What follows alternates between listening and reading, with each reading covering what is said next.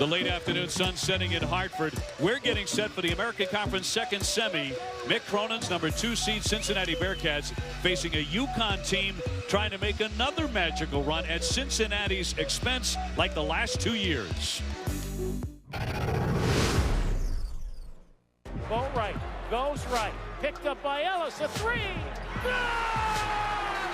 Good! Good! And Ryan Boatwright sends the Huskies to Saturday! Huskies get it into Adams, full court heave.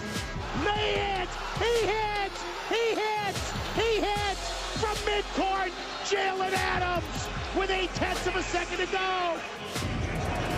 Welcome to the 2017 Frontier Communications American Championship. Semifinal #2, the Bearcats facing UConn. Now, twice they handled UConn during the regular season handily, but today they meet with a championship appearance on the line. In semifinal #1, SMU, the top seed, got a star performance out of Sterling Brown.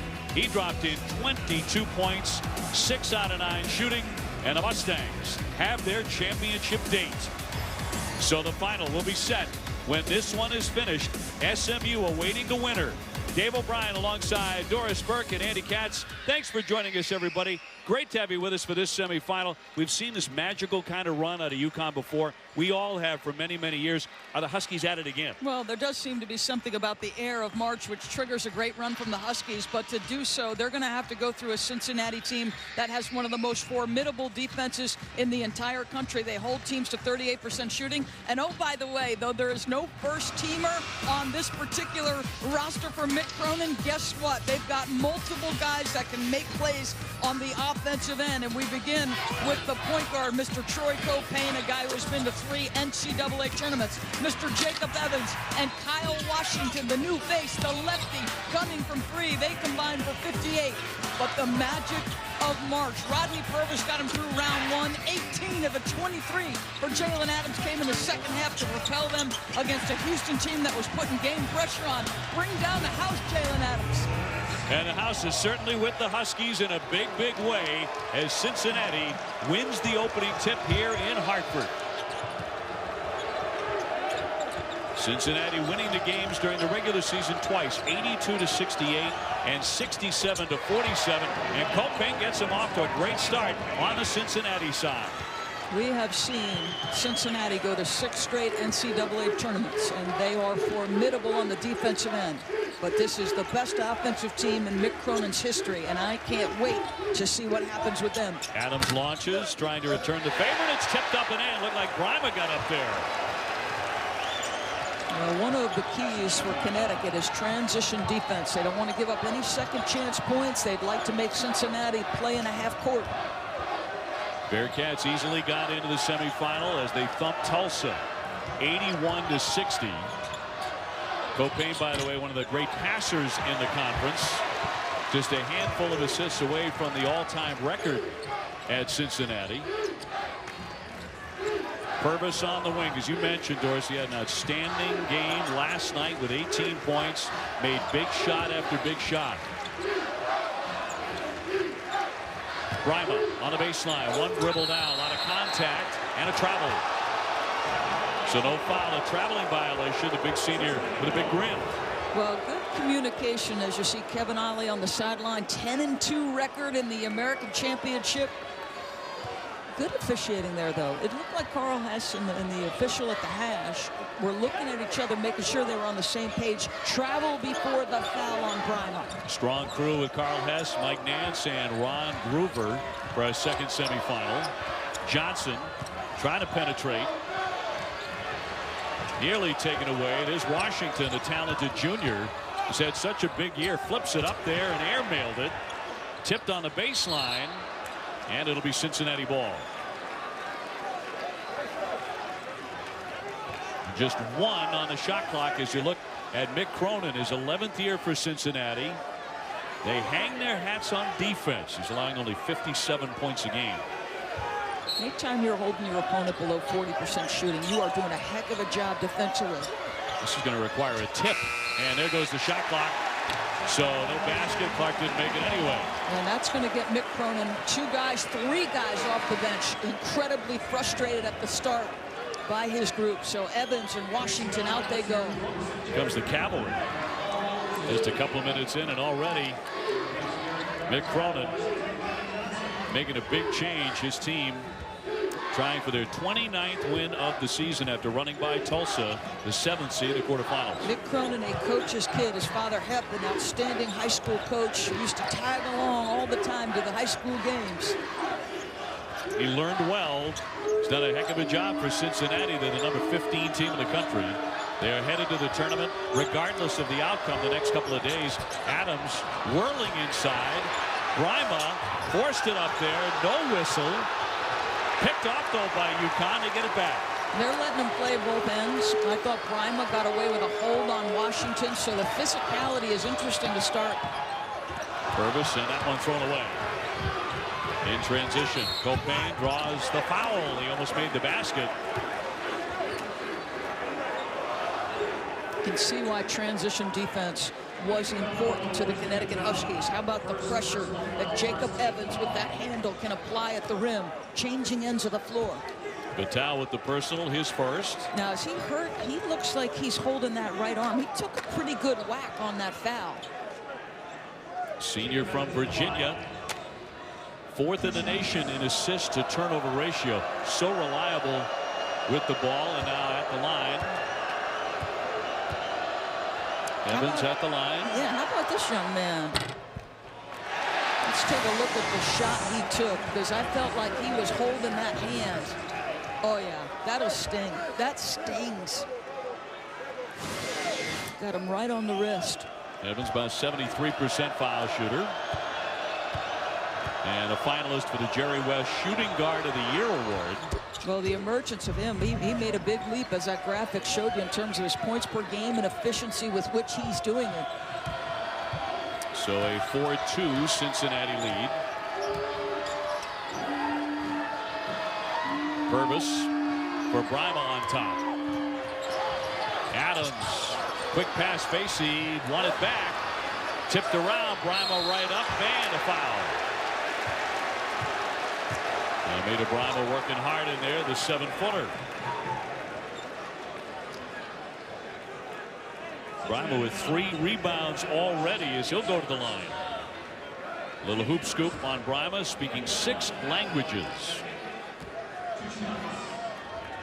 Now we'll scuffle at the foul line, 62%. They'll look very smooth on the first one.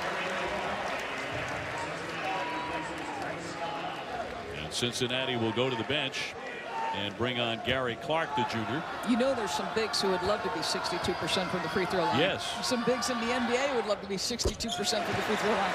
But you know what? I love how personally offended you are by poor free throw shooters. It cracks me up. I'm always amazed that most foul shooters are pretty confident. Yeah. But a lot of big men don't shoot them well for a lot of different reasons.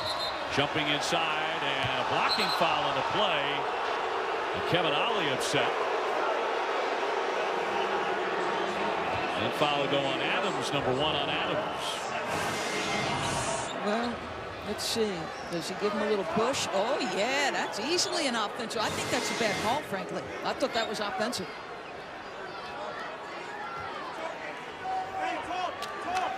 So Evans to put it in play. 16:49 to go here in the first half. Copain on the baseline. No whistle there. Straight on Evans. Yes, and he'll make 39% beyond the three-point line. I tell you, and that was a step or 2 back from the line. That's some big-time confidence and range.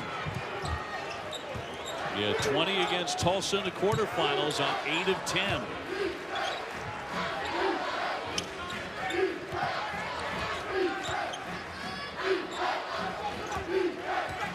Adams has been playing on a tender ankle. Vital got a great look, nothing but net. How about the pass from Brima? I mean, the catch and pitch immediately, and the crowd is ready to go. Copain slamming on the brakes. Long jumper, and that one swished in by Copain. Shot makers. Mick Cronin's got to be thinking, I've got shot makers now. Adams scooping in. That's going to be goaltending. Count that basket. A 1-point game early. And we will take the break. 15:51 to go. First half and a tight one. ESPN's exclusive presentation of college basketball is brought to you by Frontier Communications, official sponsor of the American Athletic Conference. And Axe, find your magic.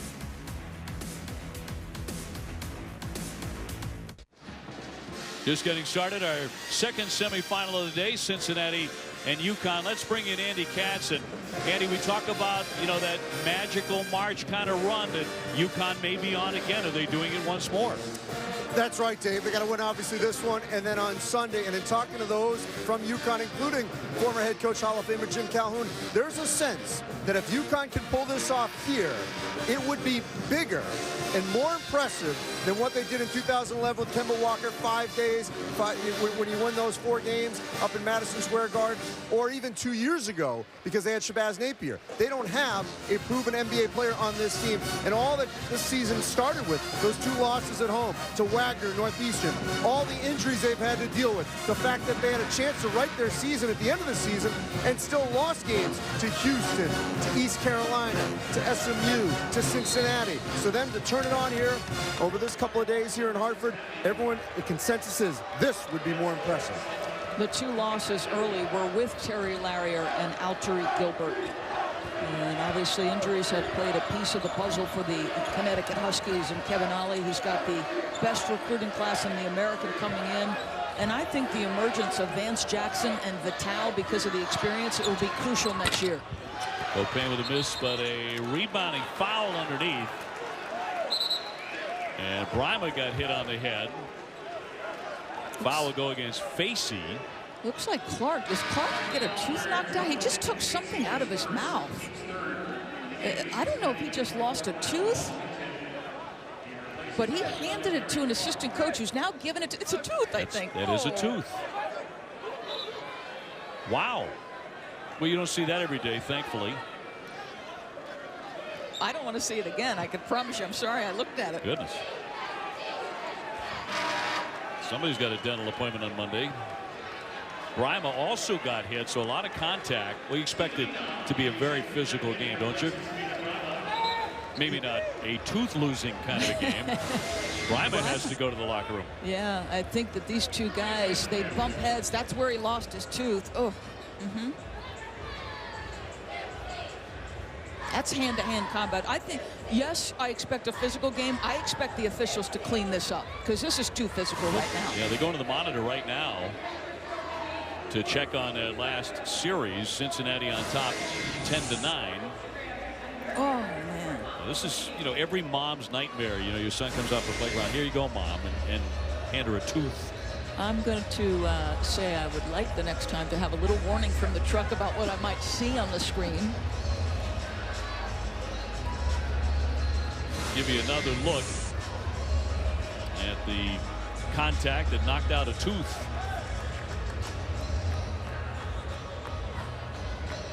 Brima tangling up there with number 11 Gary Clark, the junior. He's touching his head. Like, I wonder, did Clark, his tooth at any point hit the top of his head? That makes sense. Yeah. Ugh. So a stoppage in play right away in our second semifinal. 15:26 to go. And a sizable delay.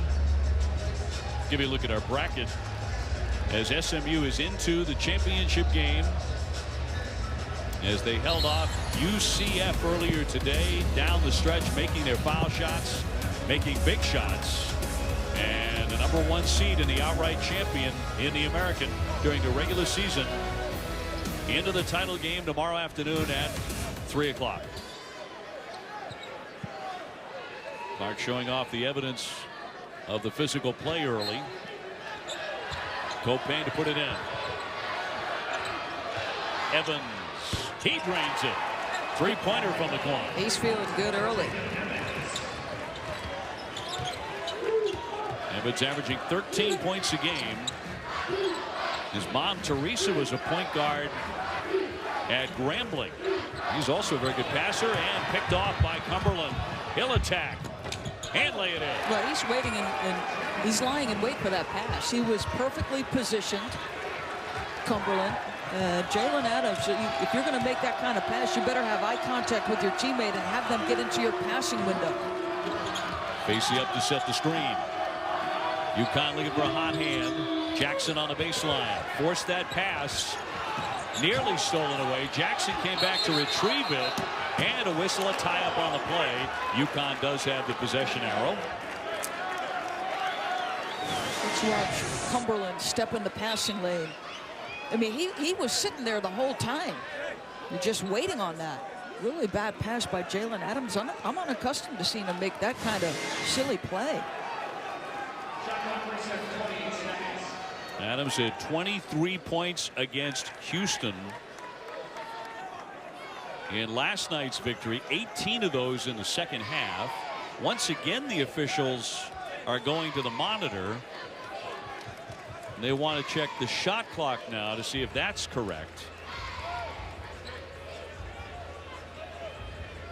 Well, let's hope for all of our sakes this is not the way the rest of this game is going to be, where every 3 minutes they're going to the monitor. No question. For something. You have a big crowd in the building on this second semifinal. 15-9 Cincinnati.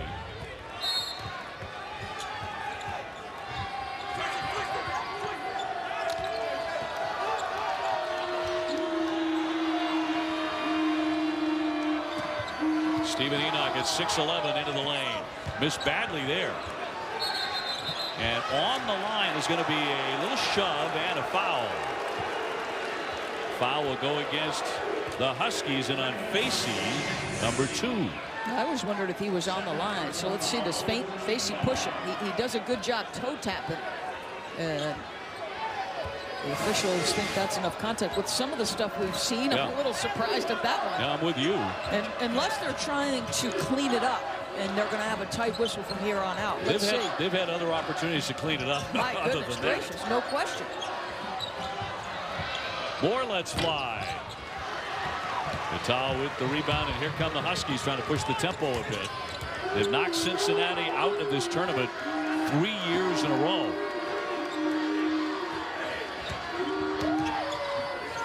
The swing for Jackson.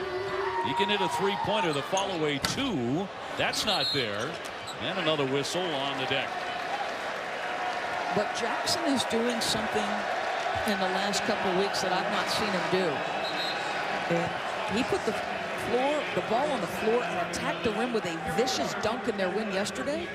That time puts it on the deck again to make a play. Facey's going to go out with the 2.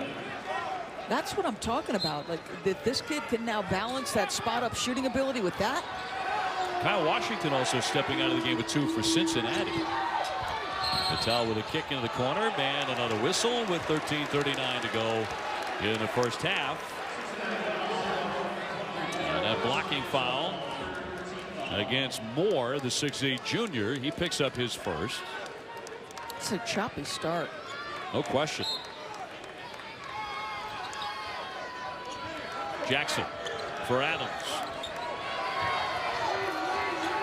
Here's Purvis trying to get going, and that's the way to do it with a three-pointer, giving UConn some life they really needed.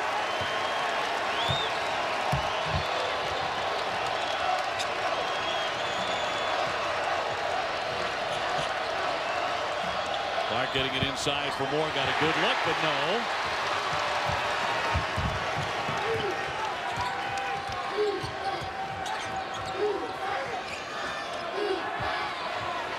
With a kick out, Jackson air-mailed it over the top of the iron.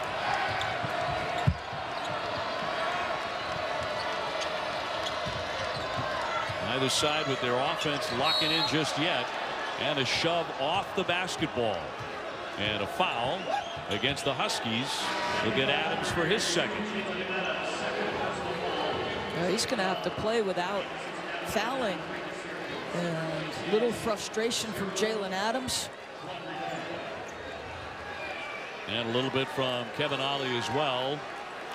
Both Coach Ollie and Houston coach Kelvin Sampson thought the UConn crowd here in Hartford last night carried the Huskies to that quarterfinal win. Well, I'm going to say this to you. There was a St. Patrick's Day parade downtown Hartford. There's swing oil in the building, and the crowd could get bigger and louder before it's all said and done. Over the top, Clark, and he drops it in. So Cincinnati with a 17-12 lead as we go to Andy Katz.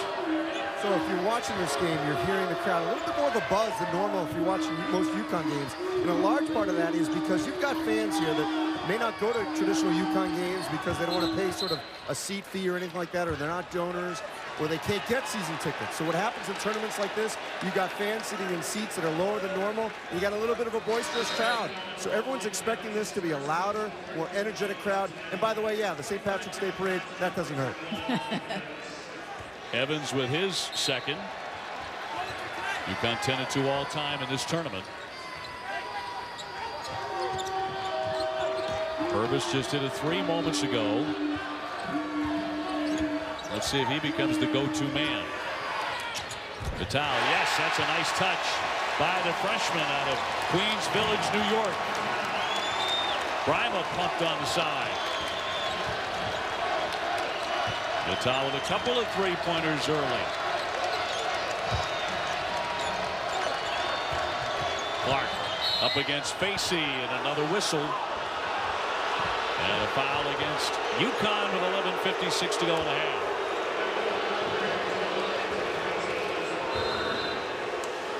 Well, UConn has made a couple of threes. Mr. Purvis had one. Purvis makes the pass. Mr. Vital gets him within 2.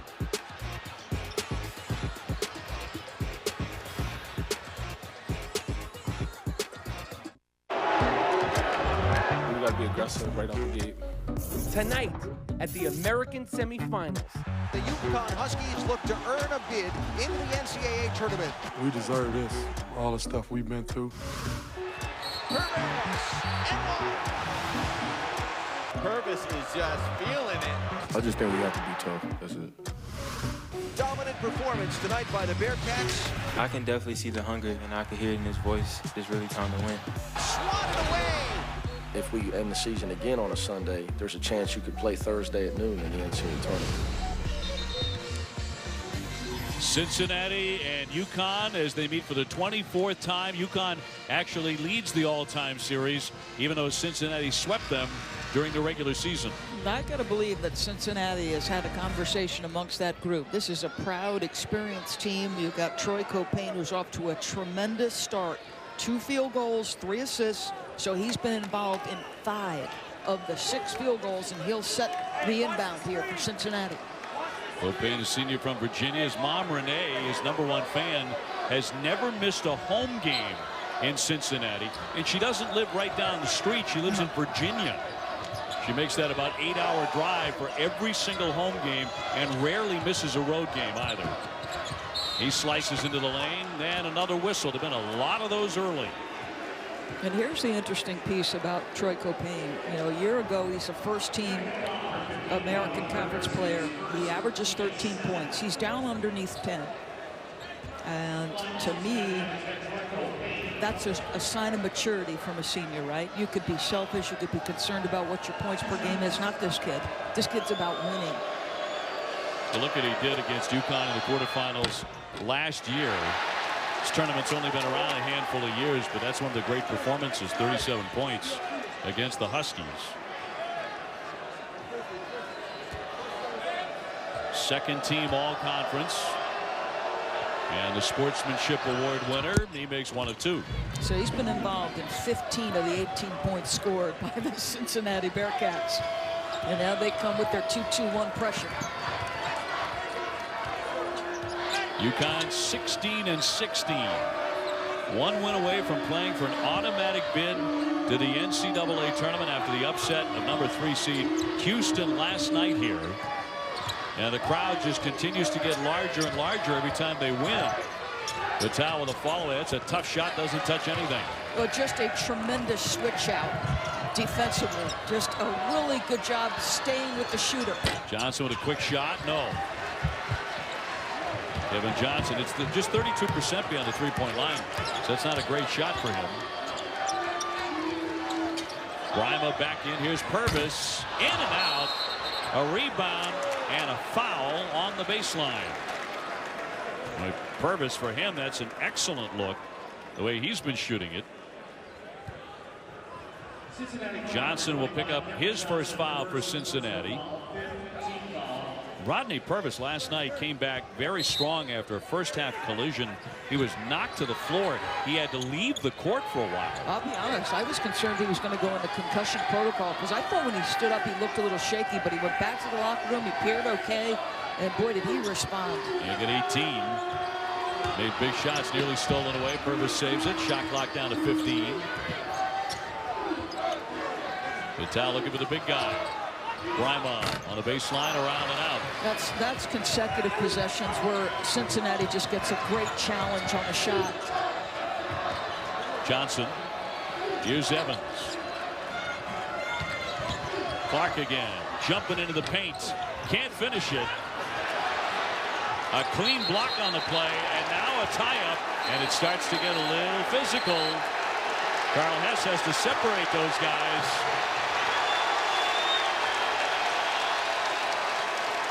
10:19 to go. Physical it has been. No question. Two proud programs. The rejection at the rim, the stick-to-itiveness. How about the towel? Stick your hands in there and don't give it up.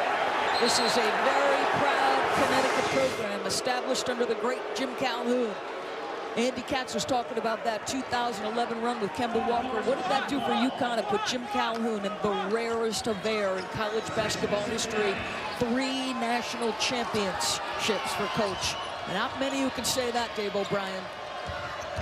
And one of the most incredible individual performances we've ever seen in college basketball. Straight on, that won't drop. Does this feel like an old school Big East game or what? Sure does. Right down to the missing tooth.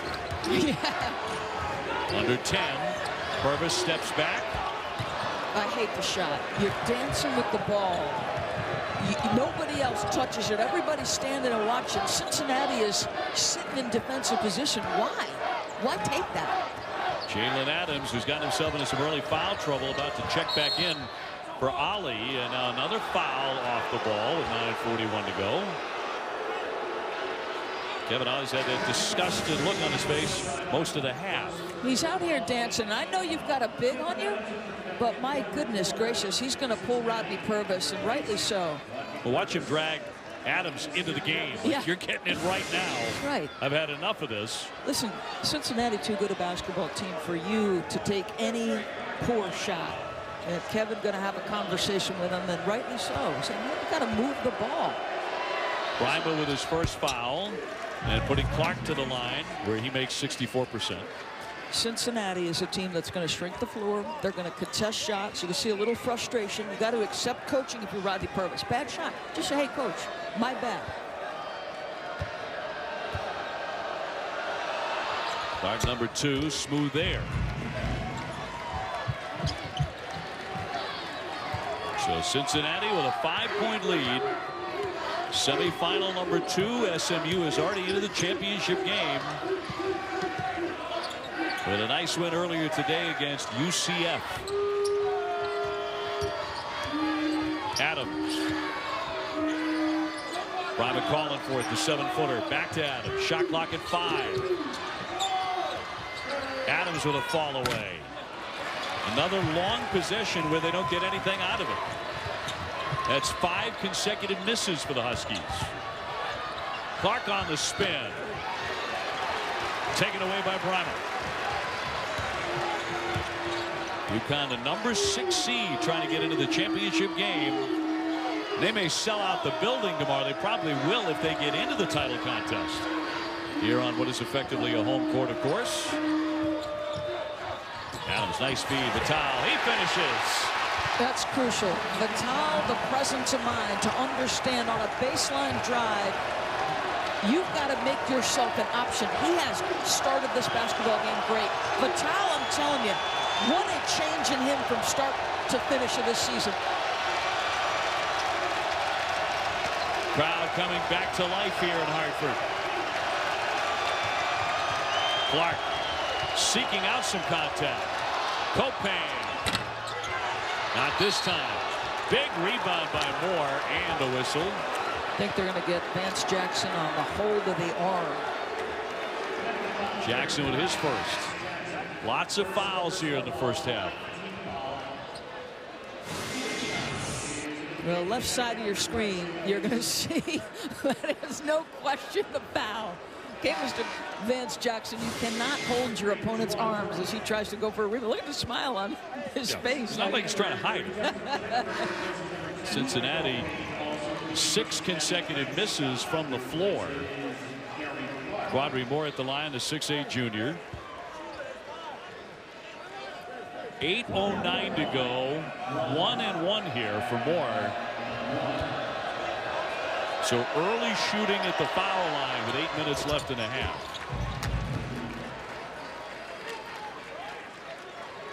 Cincinnati just 67% at the foul line as a team. So not a real strength for the Bearcats. They have a lot of strengths. This isn't necessarily one of them. And a rebound by Bryma.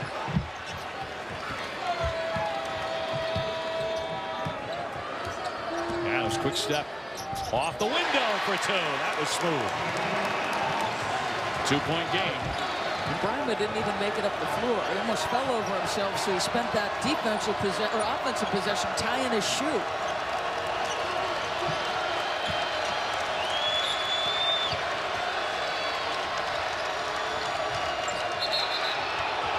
Tipping another whistle, another foul. And that's huge. That, I believe, is the 3rd foul on Jalen Adams. That will be number 3. Monumental. Yeah, it is indeed number 3 on Adams. So they've lost a huge figure probably for the rest of the half.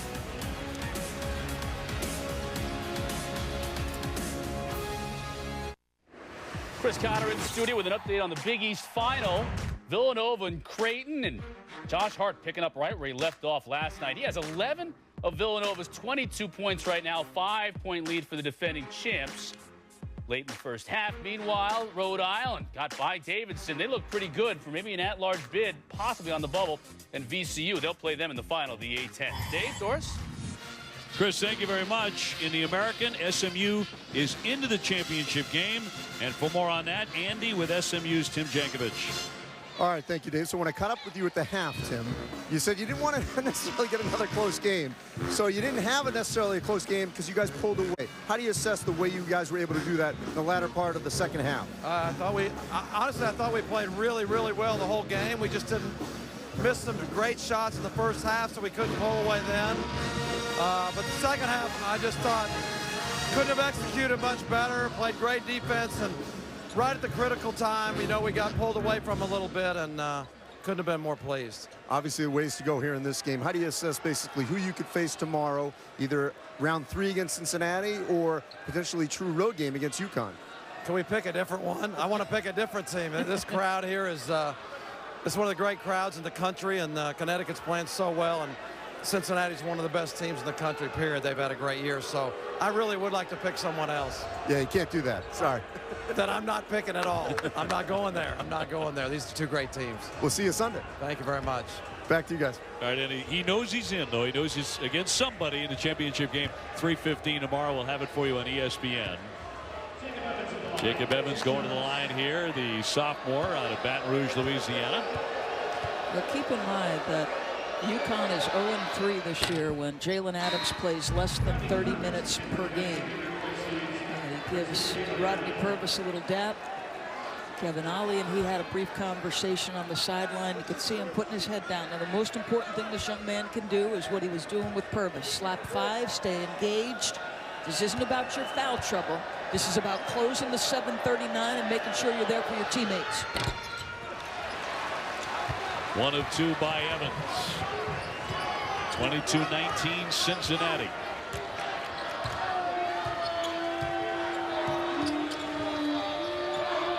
Bryma with another touch. 7-footer to the paint. Lost it. Cincinnati, long known for buckle-down defense. This team, no different. But this is a Cincinnati team that can score, as that one is swished in by Moore with a sweet touch.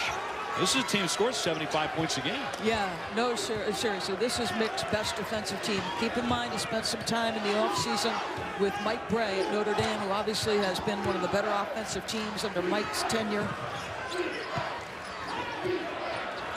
Talking about 4 out, 1 in, how to spread the floor, getting better shooters in your program. Mike Bray's Fighting Irish into the ACC championship. Rima shuffling his feet. Carl Hess saw that correctly, and a turnover. We're going to be watching what happens now that Jalen Adams has picked up a 3rd foul, which was a silly one. He had absolutely no chance. You see his reaction and his coaches. Kevin's going to say something. Jalen's going to kind of bark back at him.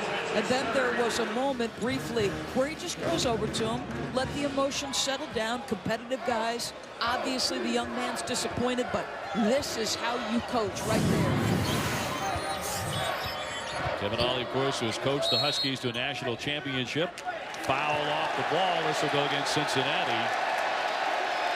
That brings some sarcastic applause from the UConn faithful here. Moore with his 2nd foul.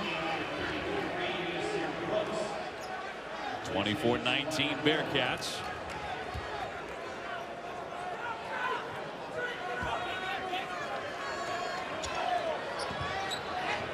Durham in for Purvis, and another foul. Wow, geez, Pete already. This has been such a choppy, foul-filled stoppage of play. A foul fest. That is the 17th foul that has been called here in the first half. And down to the other end. Vital to shoot. Well, by and large, as we talk about the stoppage and play, Mike DeCourcy, the great Mike DeCourcy from the Sporting News, had a tweet earlier this week where he was talking about the new rules in college basketball. And I believe it was 38 teams in the country this year are averaging 80 points or more. Prior to that rule, everybody's sort of cleaning up the game, the physicality of the game changing. In 2012, there were 4 teams that averaged 80 That's plus. a great stat. Nobody likes to see a foul shooting contest in the first half, however. And another whistle. I don't know about that one. I think that's a play on right there. Cumberland with his first. Obviously, Mick Cronin agrees with me.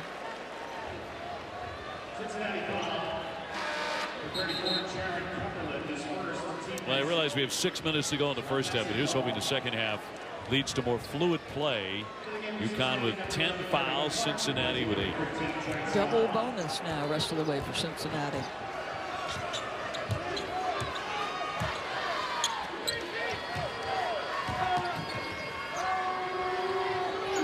Purvis looking inside, nothing there. Shot clock at 14 for the Huskies. Vital with a long one and glances away. Cincinnati, the number 2 seed. They really don't have a bad loss all season, do they? They lost to Rhode Island early in the year, but Rhode Island was a top 25 of the team at the time. The other losses, Butler, SMU, and UCF. Jumping inside, Clark, lots of contact, he banks it in. He'll be at the line. 26-19 as he looks for a 3-point play. You talked about the excellence of Cincinnati. They have been remarkably consistent as a program. There are the quality wins, and all of a sudden that Iowa State win looking better and better as they advance deeper and deeper in their conference tournament. SMU already in. Xavier, who has rebounded after absorbing a huge injury early in the season. Look at the BPI and RPIs. But I'm with you. You know, the one thing we talked about what might pinch SMU in a tournament environment, which is depth and maybe athleticism and pressure and all those things that can take a toll on a thin roster. For Cincinnati in a possession ball game, the free throws would scare me. This is their biggest lead today. 27-19.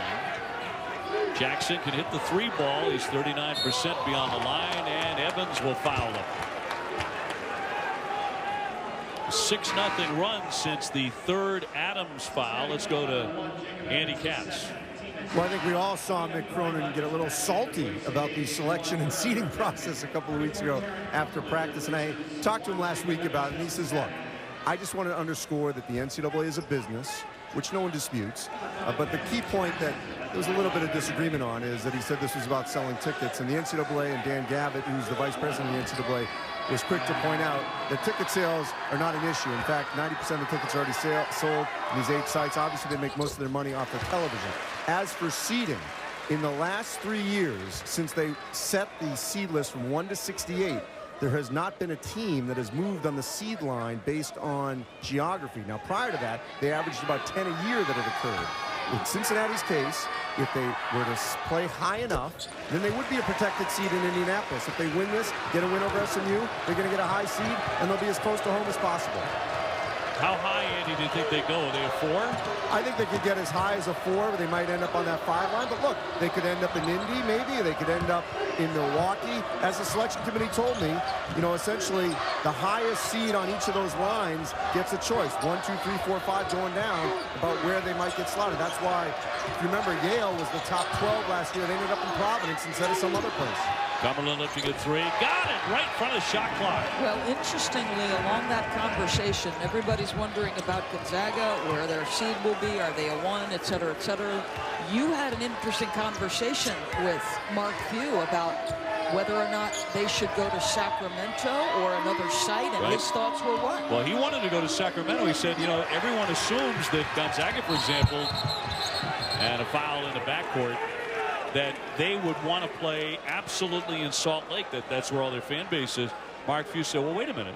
We draw really well in Sacramento. We'd love to play there. We don't have to just play one place all the time. And as a #1 seed, should you have some say in that?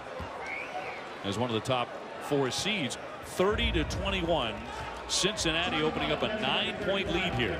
And we're going to the monitor again. My goodness, is this about the Brima contact in the back? They've already called a foul, right? What are we checking? That is, it's on Brima whether there was a little something extra there. A little bit of an elbow there. Yeah. And sending Brooks tumbling, the 6'11" freshman, backward. Well, he does make contact above the shoulder. 9-2 run here for Cincinnati since Adams picked up that 3rd foul. And a flagrant 1, a personal foul deemed excessive in nature or unnecessary. It looked like his arm came up because he was trying to regain his balance as he got his gait together. But do they have to call something because of the contact above the shoulder? Fouling a player clearly away from the ball, not directly involved with the play, is another example of a flagrant 1. Do you see what I mean? Like Cumberland knocked him off balance, and in trying to get his own balance, it looks like his right elbow came up. And they think they have to call it a flagrant 1 because there is contact above the shoulder. And it will be a flagrant 1 on Brima. He keeps saying, is it me? He doesn't even realize that it's actually on the run up the floor. Right. He doesn't see that at all. Of course, illegal contact caused by the swinging of an elbow that is deemed excessive or unnecessary, but does not rise to the level of a flagrant 2 personal foul, is a flagrant 1.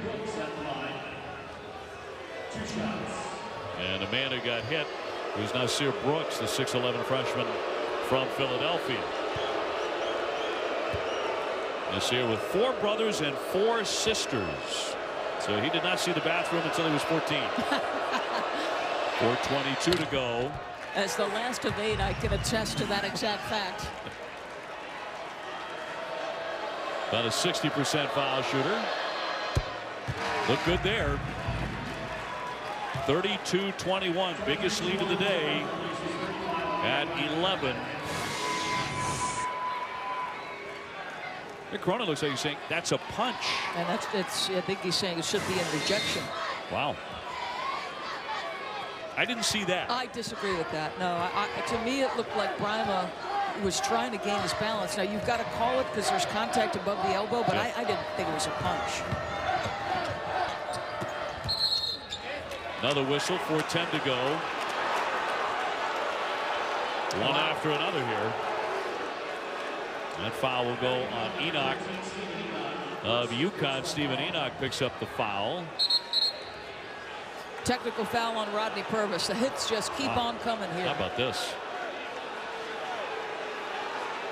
It's hard to get any rhythm. Is this a double technical foul? And Mick Cronin is going to give it to Troy Copain like he had an earful for his senior. It is a double technical. Purvis one of those, and for Cincinnati, Brooks the other.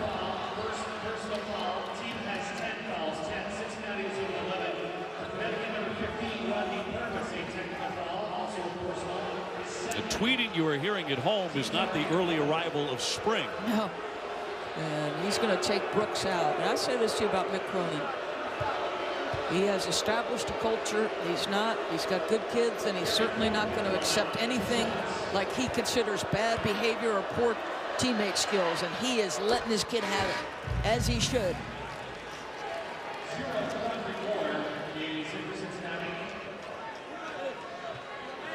So Cincinnati bolstering the lead in a game that is lurching toward halftime.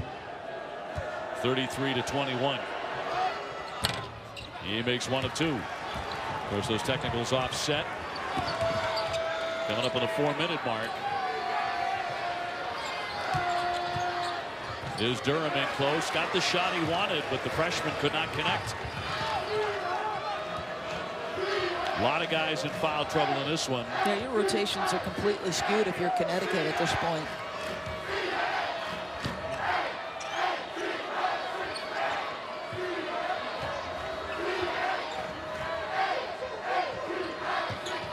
Copain gets himself an open look and sticks it.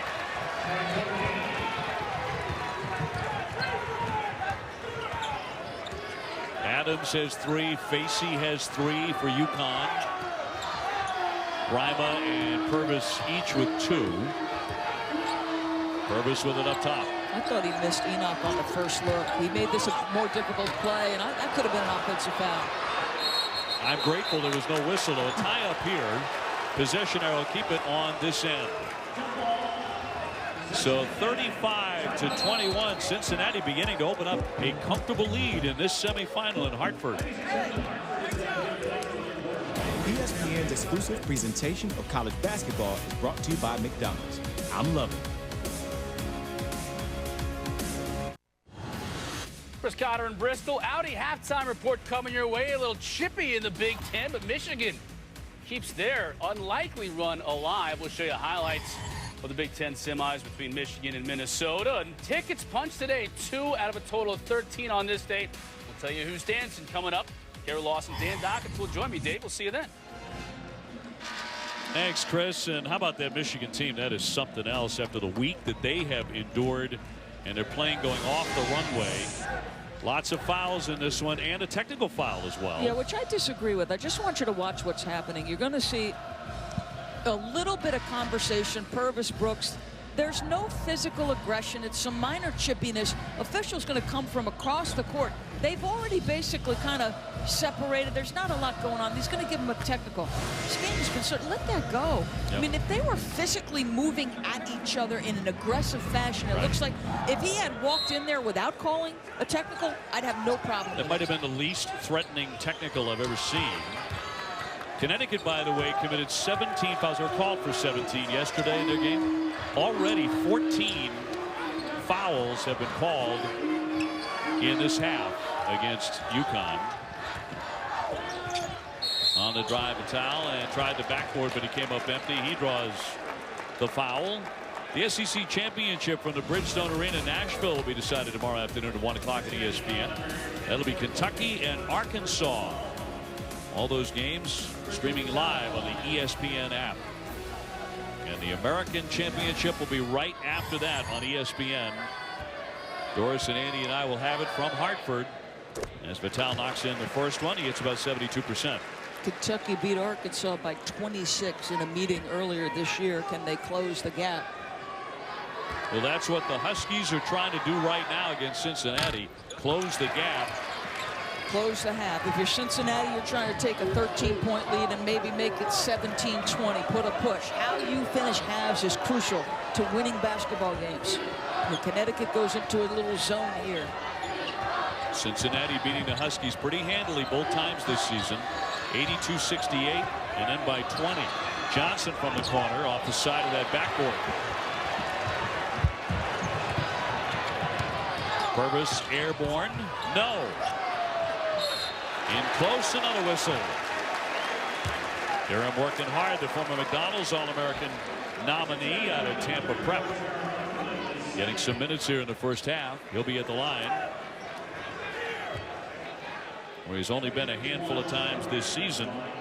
2:20 to go before the break. And Durham will get 2.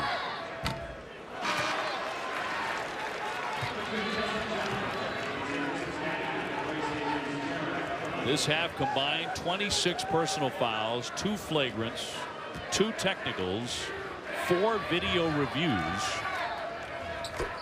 and 24 foul shot attempts. So hang in there, Kara and Chris. We'll be to you in about an hour. Wow.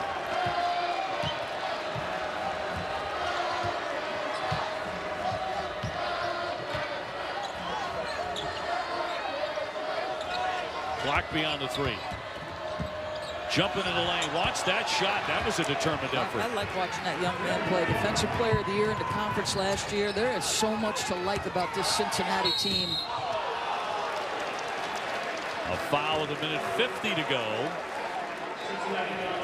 Let's watch Mr. Clark split the defense on the other end of the floor. Just watch right here. You got 2 guys. You're going to go right between them. How about that little hesitation dribble, and then how about the step-through move? The vibe around this team, to me, Cincinnati, I said the same thing about SMU early in our first game. There's a connectedness. There's an unselfishness. When teams have a vibe where no one cares how many shots, nobody cares who the leading scorer is, everybody's pulling in the right direction. And that's the vibe you get from Cincinnati to me, Dave. And they can really play defense. No doubt. Well, if you're going to play for Mick Cronin in Cincinnati, you better play D. You better be down in your stance. Taken away, the theft by Purvis. Trying to drive it. Can't finish. Rebound up and in by Durham. Yeah, really good job by him running the floor. Is that a timeout by Mick Cronin? I think so. He does take a timeout with 90 seconds before halftime, and UConn is pulled to an intent. They're an explosive basketball team. Believe me, this is not a Connecticut team that's going to roll over. They ended yesterday's half on a 26-6 run. I don't know that they got enough time, but nice follow there.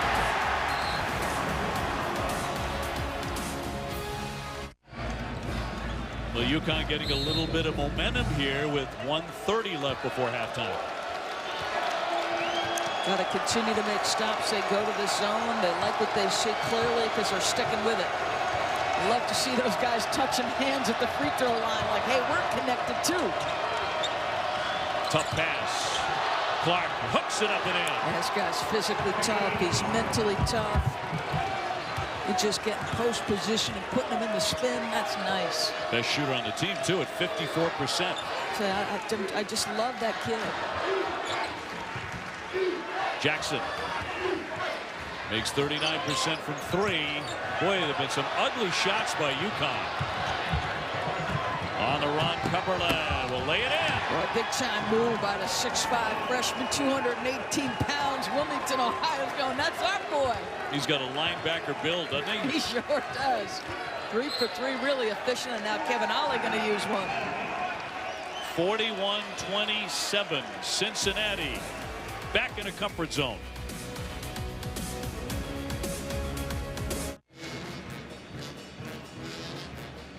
.8 seconds before halftime. You talk about Jaron Cumberland, the 6'5" freshman, being a lot to handle. All rookie team, Coach 6 man of the year. How about the ability to handle at that size? Crosses the defender and then against the challenge. Corner of the window, great concentration. going to be a big-time guy for Mick Cronin. Came to Cincinnati with a serious scorer's reputation at Wilmington, Ohio, where he scored 30 points a game as a senior and finished with 2,400 career points.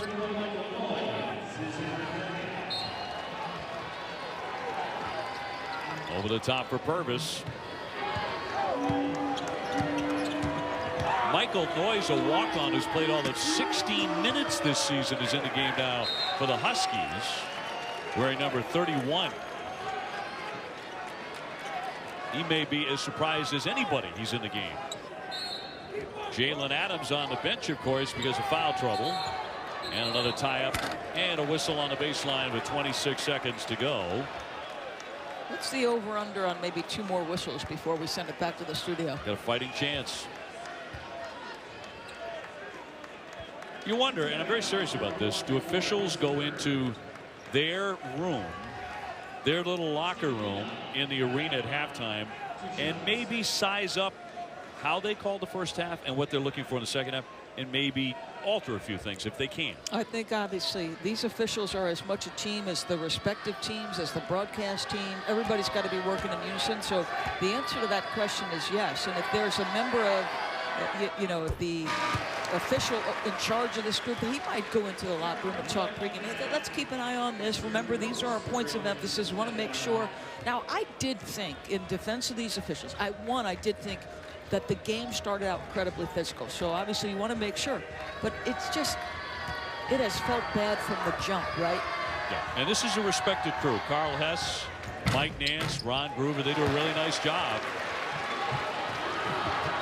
Just an awful lot of fouls for everybody's taste. Cincinnati with a 41-29 lead and the ball here. They can hold for the final shot before halftime. Copain looking up at the clock. Wants to take that shot. Opportunity for a long heave. The towel will be way short. And Cincinnati owned the first 20 as they have the lead at the break, 41-29, trying to end the UConn dream right here. Cincinnati outscoring the Huskies after Adams left the floor in foul trouble, 20-10. And let's go to Andy with Mick Cronin. All right, thank you, Dave. Mick, what has gotten you so hot toward the end of this first half?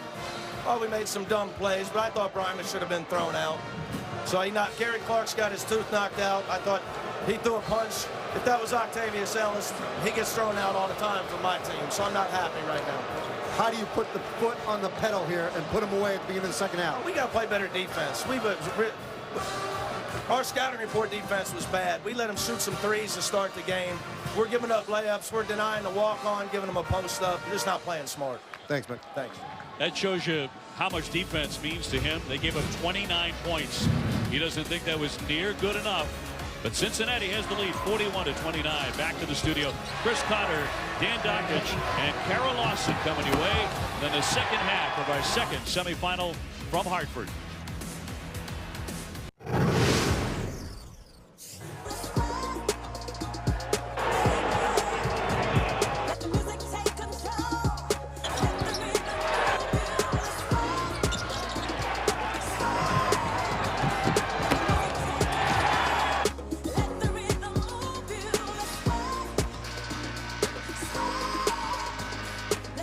Tempers flared, a tooth was lost. There were technicals, there were flagrant fouls. We'll see if it gets a little bit cleaner as we welcome you back to Champ Week, Frontier Communications American Men's Championship. And Cincinnati with the lead at halftime, trying to play their way into the title match against SMU. UConn looking for the comeback, 41-29 at the break. We'll see what kind of second half the officials see, Doris, but it certainly was very physical from the get-go. And I thought the crucial foul was the third foul on Jalen Adams. Not only did it change the first half, Dave, but it's going to change the start of the second half. And this is the third foul. It was a poor foul. It was frustrating to both Kevin and Jalen. They had a tough moment because Kevin just says something. Jalen knows it. He's frustrated. And obviously the run from Cincinnati at that point, they go on a 20-10 run. They double it up. It came from all kinds of spots. The three guys you might expect it was Mr. Copain, the outstanding freshman Cumberland, and Mr. Clark. And what did UConn do on the offensive end? They were outscored 20-10. They could muster 1 for 7, 0 for 2 from 3, and just 10 points. So UConn needs a tremendous start to start this second half. Adams opening up in the lineup for the Huskies in the second half. Garrett Clark, a big star for Cincinnati in the first 20, 12.6 rebounds. Cumberland had 7 total points. And 11 for Vital, the freshman for UConn, and a very, very quick whistle as we go to Andy for our first hit of the second half. So, Dave, picking up on Doris's point about Jalen Adams, that's one of the first things associate head coach Glenn Miller told me was that third foul certainly was costly. He says, look, we're defending hard, but we're committing too many fouls. On the offensive end, he says we're taking too many quick shots. More than anything, he says it's critical that in this first 4 minutes or so, before we get to the first media timeout, he said that they have to get this under 10 to make it a home game here in Hartford. So there's your plan laid out by the coaching staff. Evans at the line. A 73% foul shooter. One thing I'm interested in is what's the level of the players, and by that I mean the emotional level here. Obviously, we talked extensively about all of the whistles. There is a history between these two programs. I do think the officials probably talked about that history pre-game, calling it tight. Let's see, is everybody leveled off and prepared to just play basketball? Jalen Adams, nothing there for the penetration. Here's Purvis with 7 to shoot. Is he aware of the shot clock? He kicks it. Facey with a hook, rolls in for 2. Kind of shot that was not dropping in the first half for UConn. Well, if they wanted a patient possession that Andy had just mentioned, that was underneath 5 seconds. And Facey's not scored well today, but he's made a big jump in scoring on the season. Cincinnati shooting it well, 50% for the day. Evans beyond the three-point line. He had 20 against Tulsa on Friday. It's a Bearcat team that has offensive weapons. He looks to move inside, trying to contact, and he made the shot. I'm telling you, they've got lots of options. Evans can score it. Copain has been under 10 points per game, but you touched on it. He went for 37 in the multi-overtime game against Connecticut. He can light it up. Clark can score. Washington can score. They can get scoring from Cumberland. That's a little bit different than other Bearcat teams. Nice fake, and he made it. Facey drawing the foul. He'll be at the line for a three-point play attempt. And it's always been about confidence in Kenton Facey's career. I don't think he's had it till this particular season. It's not due to a lack of hard work. This kid, his frame is filled out, but he is playing as assertively and confidently as we've seen him in his career. Lanky senior, we had his game in their 2-point win over Syracuse at the Garden in December. He had 13 rebounds, an outstanding day, and they needed them all in that victory. And UConn needs to win this one and get their way to the championship game and win that if they're going to go to the NCAA tournament, grab the automatic bid. They would really steal a bid out of the American if that comes to pass. Copain looking inside. Washington turns. Grimer right with him. Shot clock at 5. Grimer went down. UConn got a little bit lucky there. Vital with a nice feed, and Facey finishes. And the Huskies coming to life. Here comes the home crowd. Exactly what Glenn Miller was talking about in the last recruit of the Jim Calhoun era. Kenton Facey has got 6 straight.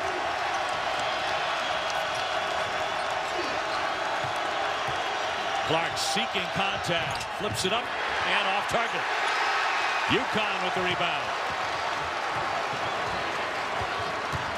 Purvis pops it up there short. Grimer with the rebound. Vital lost the handle. Now he penetrates and scores. A 7-point game. No panic on the face of Mick Cronin.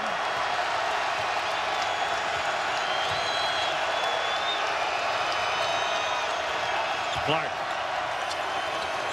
Copain with a three. Rebound picked off by Johnson. Second effort now for the Bearcats. It gets louder and louder. Copain, airborne, swatted by Bryma.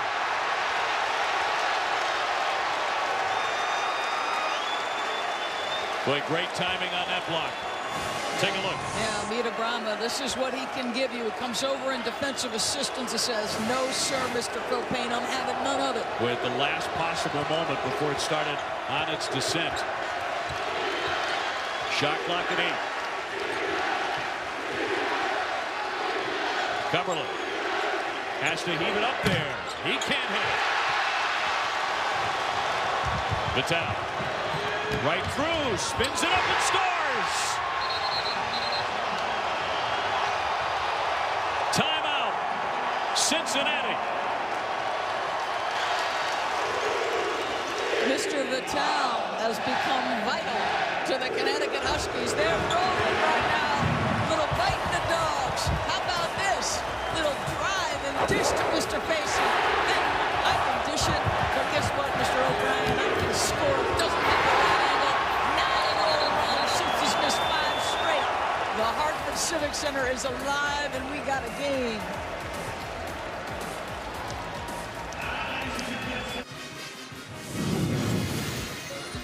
Christian Vitale, the freshman, has 15 points. He leads all scorers in the game. He is trying to become the engine to drive UConn to another upset.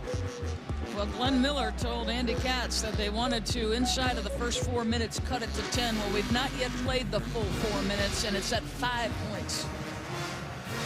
So look at this. UConn in the first half made all of 8 field goals. They've already made 5 in this half. That was before the first media timeout. Mick Cronin was not happy with his defense in the first half. I don't think the first 4 minutes with them shooting 5 for 6 is going to please Mick. So UConn has sliced the lead to 5.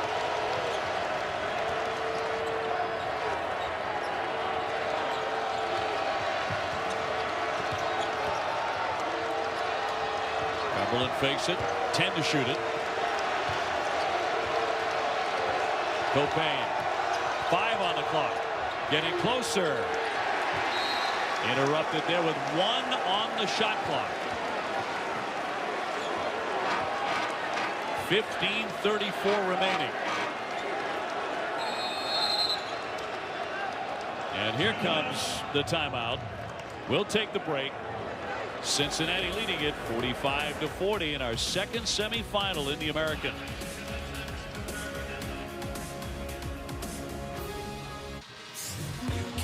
Now the American, Cincinnati and UConn certainly do have a history with a couple of absolute thrillers the last 2 years. Are we on our way again to another one? As Champ Week continues tomorrow afternoon on ESPN, SMU and the winner of this one for the championship of the 2017 Frontier Communications American Championship. All part of Champ Week on ESPN. 1 second on the shot clock. Time for a tip. And a whistle there. And another foul. We had gone 2 minutes and 41 seconds since the last foul. That's the longest stretch of the game. And that's the 4th on Kenton Facey that played well. Let's see, is there a hold? Oh, there's no question there's a hold there. Now, it should be on the floor. And in fact, it is. So non-shooting. But that really bails out Cincinnati. Well, let's see, Mr. Durham gave him good minutes. He's going to have to give him extended good minutes. Cumberland baseline went for the scoop. He takes a hit. 15.5 left here.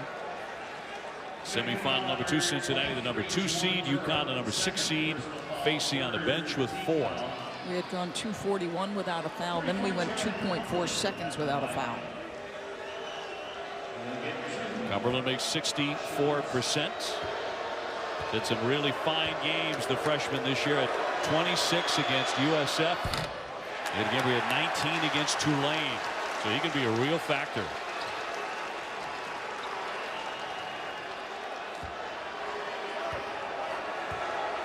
Another foul shot on the way. Jaron Cumberland. It's a name you're going to hear in the future for for Cincinnati. A little soft pressure here by Cincinnati. Leading by 6.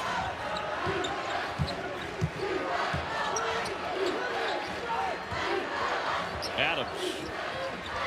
Purvis on the wing. He lifts. Bryma battling for the rebound. Cumberland went for it too, and it'll go the other way. Bryma's going to argue that, but it'll be Cincinnati ball.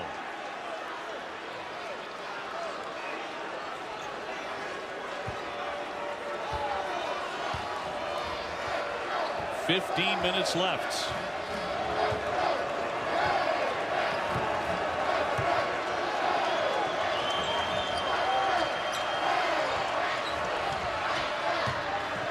Washington with a hook. No. One-handed rebound by Clark. He's denied and a foul.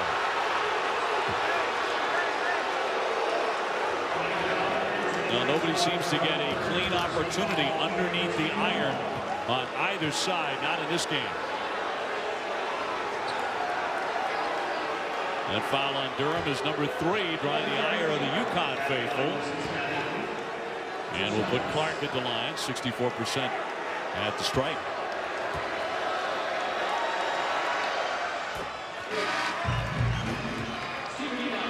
You talk about the senior leadership Cincinnati has got. Right? I just love the countenance of both Copain and, you know, it's something special about having that senior leadership, especially when it's from the point guard position. You talked about Copain being 7 assists shy of the Cincinnati record. But it's also about the demeanor of he and Clark, who have both experienced 3 NCAAs. Back on top by 8, Cincinnati. Vital really has been a bright light for the Huskies. Adams trying to be heard from, forced that shot. Rebound comes out high. Boxed around and taken in by Purvis. Shot like a 2. Has to heave it. He backs it in from 3-point land. You got to be kidding me. With the shot clock winding down. Wow. That's a huge, huge plus. Bryma fell. Looked like he was holding his left ankle as he came up the floor. We'll see if it bothers him. Clark working on the 7-footer. Back out for Copain. A fire and can't hit it. And shoving underneath in that lane. That'll go against Cincinnati. Looks like Bryma's okay, but he has spent quite a bit of time on the floor. It's going to fall down here. Oh, yeah, you see he turns that left ankle real brief. And good job by Purvis to recognize I got 2 ticks. That's strength. To shoot a fall away, turn around, 3-point shot from that distance, that's big time strength. Also, 5-point game and UConn with the ball.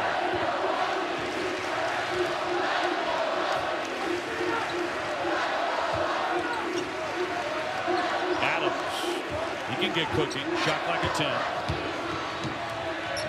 Airborne, here's Purvis again. Yes, he hits a 3. UConn within 2.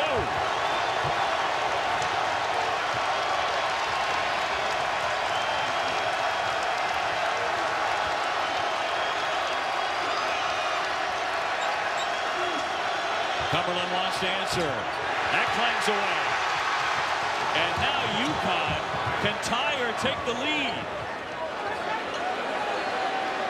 They were down 12 at halftime.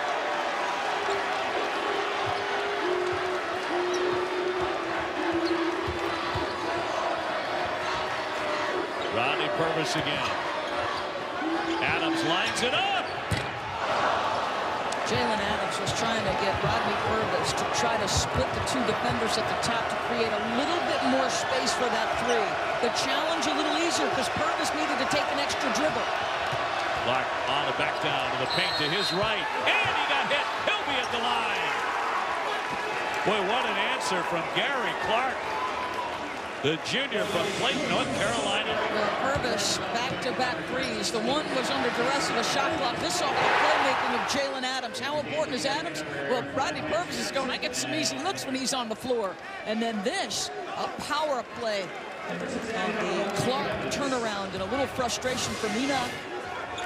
And Clark stared Enoch down. You can get the sense these two teams just don't like one another very much. Enoch with his second. Clark looking for the three-point play. That was smooth. Back up to a 5-point lead for Cincinnati. Bearcats went 16-2 to finish second in the American to SMU. The 2 losses coming in the last 7 games to cost them a chance to win the conference.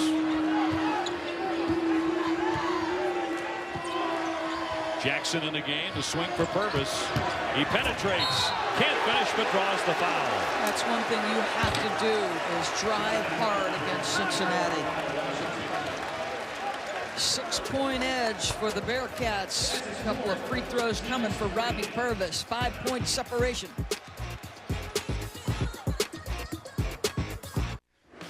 Chris Cotter and Dan Dockich in studio. Big 12 final, Iowa State, West Virginia on ESPN. Matt Thomas is going to hit a 3 here. Doc, they're shooting over 55% from the floor. He was the best shooter in the class of 2013 coming out of high school. He was a great shooter. So right now, Cyclones on top in that final. Villanova on top in the Big East final as well. Mountain West, Nevada, and Colorado State. That's a close one.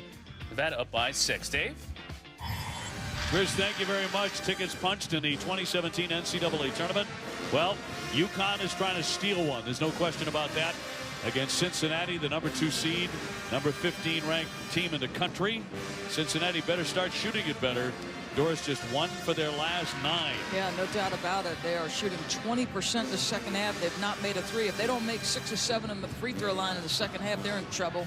Vermont will take the longest win streak in the country into the NCAA. The Catamounts 21 up, 0 losses. SMU's won 15 in a row going to the championship game tomorrow. Let's go to Andy. Well, thank you, Dave. I mean, if you assume, as Joel Lenardi has posted right now, that Rhode Island is in the field by playing VCU in the A-10 tournament title, that would mean that if UConn were to beat Cincinnati Knights and play SMU for the title tomorrow of any other multiple bid league, they would be the only remaining big stealer, because you've got Arkansas versus Kentucky, Alabama out. In the Big Ten, you've got Wisconsin and Michigan. As I mentioned, Rhode Island and VCU in the A-10. So if UConn gets that final, the selection committee is going to have to come up with 2 brackets Sunday afternoon. It's interesting because Joel Lenardi was talking on our game day show about the Atlantic 10 and the American, which both typically have had 4 over the last couple of years, or most of those years. They've had 4 bids. Both looking at 2 unless something special happens here for UConn. So that's where the extra at-larges are for the major conferences. Brima went for the block. He thought he got all ball there with 12 on the shot clock. As Clark is certainly the go-to man. That'd be number 3 on Brima. Well, little drop step by Clark going to the basket. There's a foul there. That's a good call, right? So Clark to the line. Man, the final Bearcat win of the regular season. He was tough. Double-double, 17 points, 14 rebounds. He's often been big on the glass for Cincinnati. They always seem to have, as you look at the fouls on Brima, that guy around 6'7", 6'8", that nobody wants to mess with on the boards. I think the whole team, though they're tremendously good kids, you don't want to mess with Cincinnati. They're tough-minded. They're going to get down in a defensive stance. You're going to feel it when you play Cincinnati the next day. Clark, by the way, has scored their last 7 points. So clearly, Mick Cronin is going to number 11. So now UConn looking for the answer, coming up on 11 minutes to play. Brima tripled up, lost it, off the backboard, not there. He picks it up, and the shot clock expires. You need to pitch it to Purvis in the corner. You had to pitch it. He was standing there with his hands up. Now they're going to check. They're going to go to the monitor to see if it ever touched the rim. You know, and we'll see if that's the case. 5th monitor visit of the day. Yeah, they're wearing it out today. I didn't think it looked like it. You might have a better, closer look, but from that angle, it didn't look like it hit the rim, the first one. Doesn't look like it to me. Nope. So shot clock violation, and Cincinnati will have it 53-47, their lead.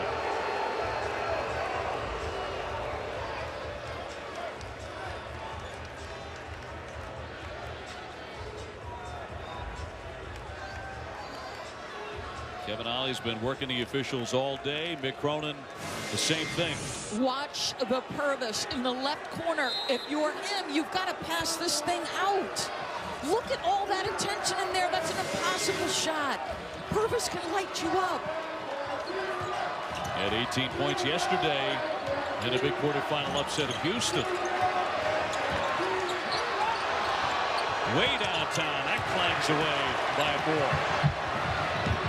Purvis wants to push the issue.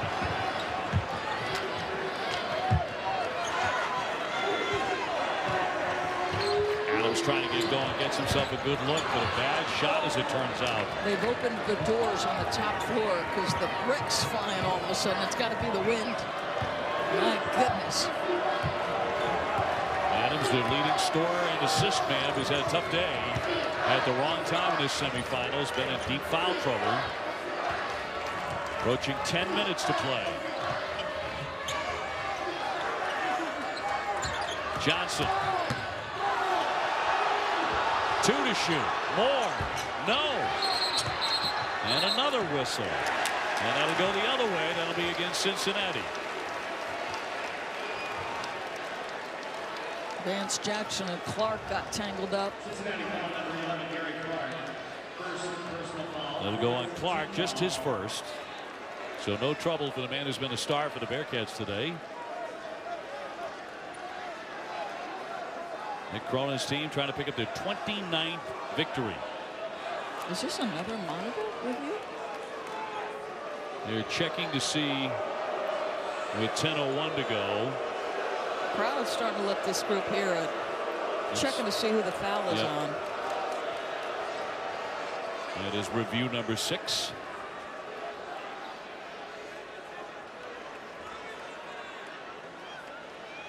Did it go against Vance Jackson? Who is it on after all? Thought it was against Clark. That's what I thought. Okay, so Vance Jackson, why is he standing at the free throw line?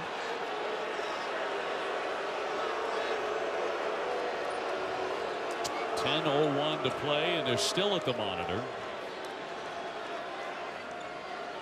Vital took a chance to take a seat.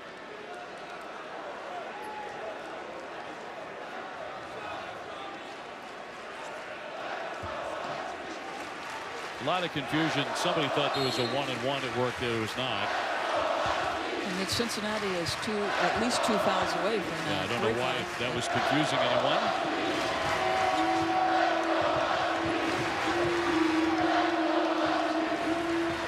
Although I guess you could be forgiven for thinking there are more fouls on the board in this game, because it has been a foul fest, unfortunately. Purvis launching. Not there. Vital really trying to steal that one. Another scramble for it. And a tie-up. Possession arrow keep it on this end. Vital has really been a big story for UConn, hasn't he? He really has. The energy with which he's played, the competitive spirit. Go ahead, young man. Get in there and fight. You're scrapping amongst the bigs. First to the floor. Absolutely love the effort. Love it. Vital, just a freshman out of Queens Village, New York. Out of St. Thomas More. And 10 in the first half last night, as UConn was able to stay with Houston. Keep in mind, this guy was supposed to be about an 8-minute backup. Tariq Gilbert is a guy that had high expectations on him, but Vital has had to step into a larger role. Adams to the baseline of the kick. And a foul in the lane. 9:13 left. This is going to be on Moore, and he simply can't believe it. Number 4 on quadruple. So he'll have to come out. Nick Cronin will go to the bench and bring on Brooks.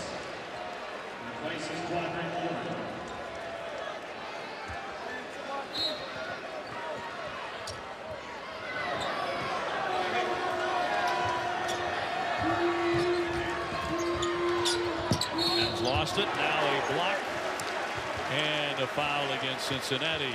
Let's look at the last foul on Mr. Moore. Does he in fact foul? Because the young man looked absolutely shocked. Oh my God, he wasn't even close to him. And I don't mean to be hitting these guys this hard, but he didn't touch him. Too many fouls.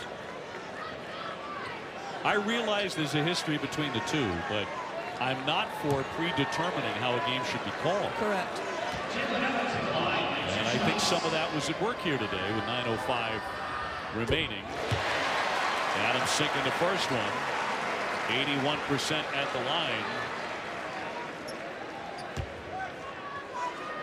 Very frustrating for players because it's taken away any rhythm. Basketball is a game of rhythm. And it just hasn't felt like there's been any flow to this thing at all. Well, that last one was simply a phantom foul. It never happened. It's one thing if it happens. That's a big-time collision. Purvis really got hit. As he will quickly rise. He took another smack. He took a harder one last night, but he takes another shot, but winds up committing the foul. He's going to go for the steal here, but he's so late that he actually gets hit on the back of the head as well when he falls down. Watch his head hit. That's a good call. Yes. That'll put Jacob Evans at the line. 9 minutes to go, and we will shoot free throws every foul from here on out. Evans, a sophomore now, but as a freshman scored 26 points last spring in an NCAA tournament game against St. Joe's. This guy, he's gone for 25 twice. He's taken a major step forward. He's going to continue to improve under Nick Cronin. 55-49. In the game, we've had 41 fouls and 44 foul shots.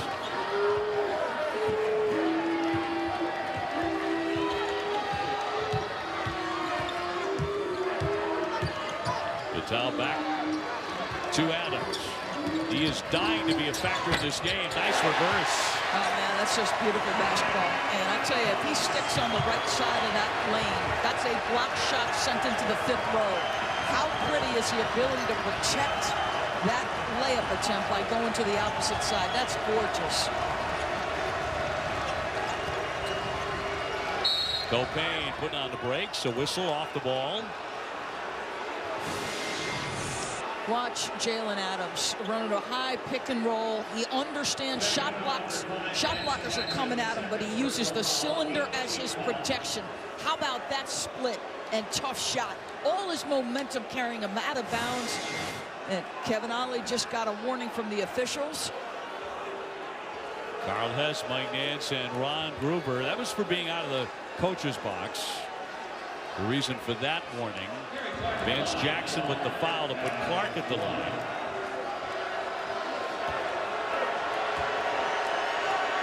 And the junior from North Carolina all net on the first. He has 20 points. Also has 8 rebounds for Cincinnati.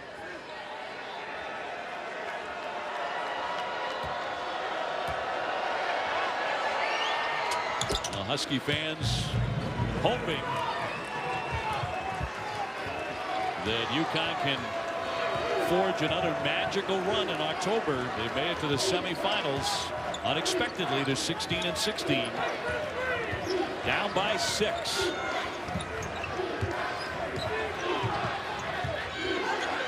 Purvis handling it. Thought about the shot. 5 to get one off. Jackson got to get a shot in the air. On the spin, fires. Rebounded by Cincinnati. Bodies hitting the deck. Both Clark and Vitale went down.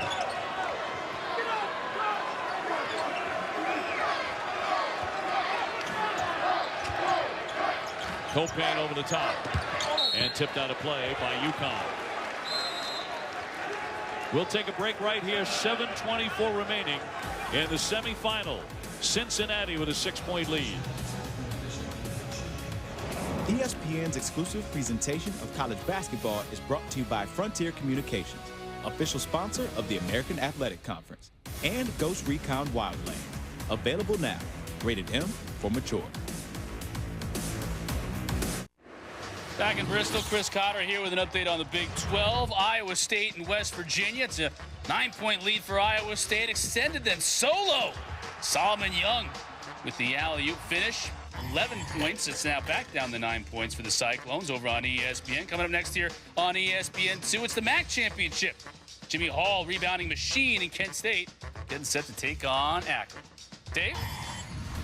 Chris, thank you. We take a look at our tournament challenge resume. This for Cincinnati, brought to you by Acura. 28-4 right now, an RPI rank of 13. Joe Lunardi has it projected as a 5 seed. Quality wins at Iowa State. They beat Xavier in that great matchup in the city of Cincinnati and SMU. Let's go to Andy Katz. And if they play SMU again on Sunday, that would give them 4 top 50 wins. Yet the selection committee last year didn't necessarily evaluate those late Sunday afternoon games as much. We'll see if they do that tomorrow. Clark getting it airborne and draws the foul with 7:19 to go. Cincinnati making a living at the line. 12 of their 16 points in this half have been at the foul line. They're just 1-11 from the field.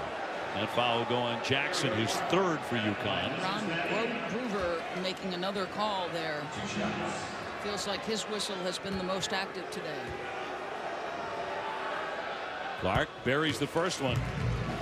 And if this Cincinnati team is walking out of here with the win, they're going to thank this guy at the free throw line. He has now made and attempted more free throws in a game than he has in his career. He has lived there today.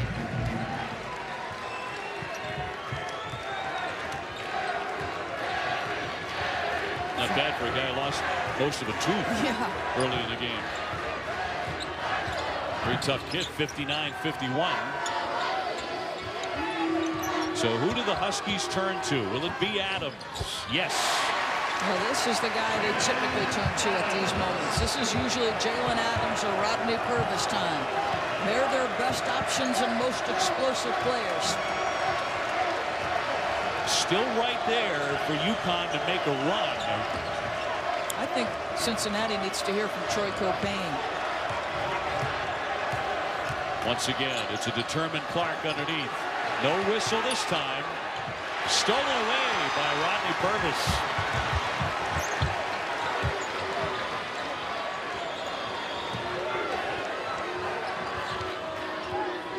.6:20 to go.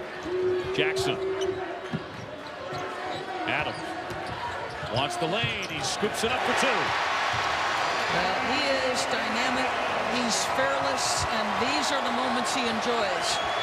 For Mick Cronin, Troy Copain is stuck on 9 points, 4 assists, and 1 turnover. It's exactly what he had in the first half.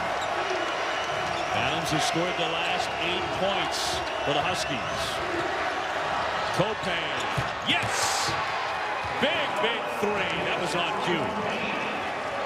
And this guy has been in the uniform longer than anybody. He has proven himself capable. That's the first Cincinnati field goal in the last 6 minutes and 20 seconds. Scoring everything at the line. Adams again. No, not this time. 62-55.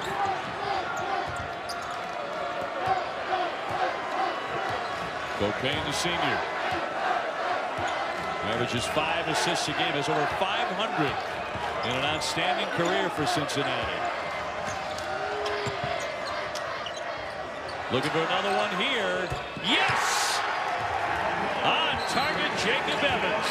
From Copain, and that causes a timeout. How about her senior point guard, pointing at mom. My goodness gracious, just like that, it's a 10-point game, and it feels a lot different all of a sudden in this building.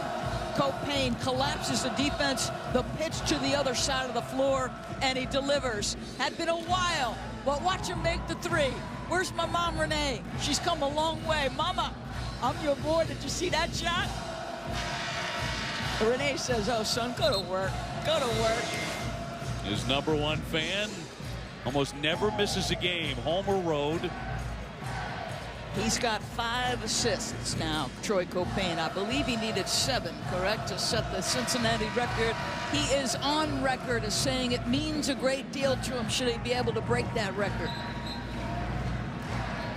1 away to tie Mr. Vaughn.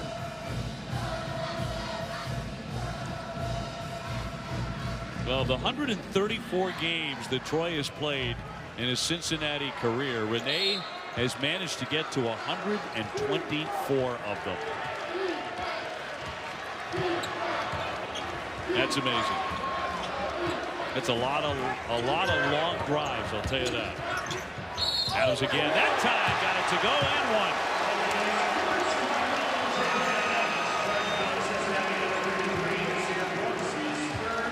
So Adams at the line for a three-point play. He scored their last 10. He rejects the screen, still has to get by 2 white jerseys, has to put some English on it. And how about this? He gets by Copain and then goes by Brooks. Nice. Well, he's doing what he did last night as he makes that foul shot. When he scored 18 in the second half, Clark is cramping up a little bit. And for the moment, that's a key loss for the Bearcats. Can UConn take advantage under 5 minutes left in this semifinal? And a 7-point lead for Cincinnati. But they do have Copain #10 on the floor. Yeah, you've got Jacob Evans, too. Don't forget about him. 8 on the shot clock. Now 6. Copain to drive it. Airborne blocked by Brahma. Got it back. Got it back in play. Taken away by UConn. This is a big shot coming up for the Huskies. Adams wants to take it again and draws the foul. Well, he is just flat out decided, I'm putting my head down. I'm going to get myself to the rack, and I'm either going to score it or get to the free throw line. This kid has got unbelievable driving ability. He gets anywhere he wants on the floor. And I think this is as much about, I need a breather before I shoot these free throws. That's a well-schooled player right there. Well, all of a sudden the shoe's untied when you're exhausted. Out of Roxbury, Massachusetts, the sophomore drains the first. And you want him at the line. He's 81%. Quadri Moore coming back on the floor. So is Clark. You know what Jalen Adams has really improved at to me? It's not do me basketball, right? He can't be just I'm going to do for me. He's got to do for the guys around him as well. And he has done a better job of that this year. Averaging almost 6 assists a game. But he does have a feel for, okay, we need a score. I'm going to go ahead and put you on my back. I would say he has a feel for the big moment. He has shown that in this tournament against Cincinnati. But will that happen again? Or will Cincinnati finally get their revenge against UConn?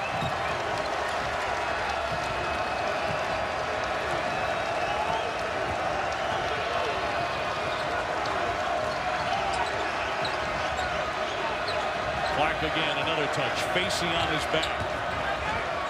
On the spin, the give for Moore, he can't connect. Brima went for the save, and it's going to stay on this end with 3:38 remaining. We'll take a break. 65-60 Cincinnati. Back to the studio. Here's Chris Cotter.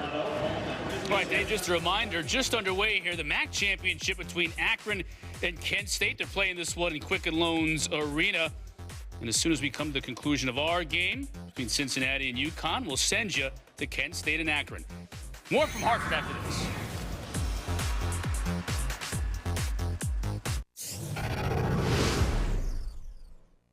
Huskies get it into Adams, full court heave. May hit! He hits! He hits! He Jalen Adams with 0.8 of a second to go. And a classic that went 4 overtimes before UConn pulled it out. Cincinnati will long remember the name Jalen Adams. He has come to life in the second half, Doris, with 17. Well, the last non-Jalen Adams point scored for the Connecticut Huskies was at the 11:52 mark. He's got 13 straight. And now they look for a stop with 3:38 to go. And Cincinnati on top by 5.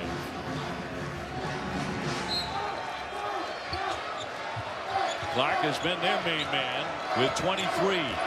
He also has 9 rebounds. Cumberland way downtown. That glances away. They're going to get a foul on the floor with 3:28 to play. A Sunday night at 7 on ESPN. Bracketology presented by Allstate. ESPN revealing the NCAA men's field of 68. Reese, Jay Williams, Jay Billis, Seth Greenberg, Dickie V hosting our college hoop experts round table. Facey just picked up foul number 5. So he is fouled out for UConn. Wow, I'll tell you, Gary Clark has now gone 13 for 14 from the free throw line. He's got a couple of more attempts here.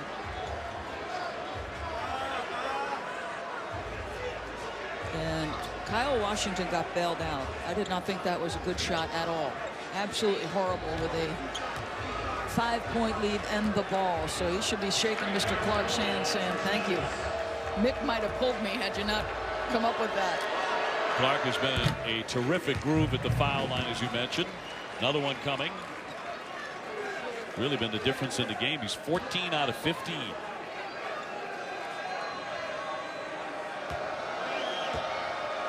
Guy who averages 10 points a game. But has been a star for the Bearcats offensively. And back on is Brooks. 67-60 Cincinnati.